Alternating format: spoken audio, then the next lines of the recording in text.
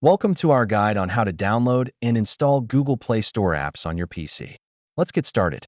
Before you begin, let's make sure your PC meets the necessary system requirements. Ensure your Windows version is 7, 8, 8.1, or 10. You can use various Android emulators. Today, we'll focus on BlueStacks, one of the most popular options available. Let's install BlueStacks.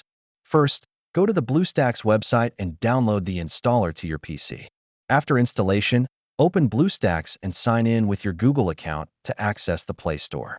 Now that you're signed in, let's navigate the Google Play Store interface within BlueStacks. Use the search bar to find the app you want. Once found, click on Download and let the app install. After installation, you can find your app in the My Apps section. Click to launch it and start exploring. If you encounter issues, check your system settings and ensure you're logged into your Google account correctly. And that's it. You're now ready to enjoy your favorite Android apps on your PC. Happy downloading!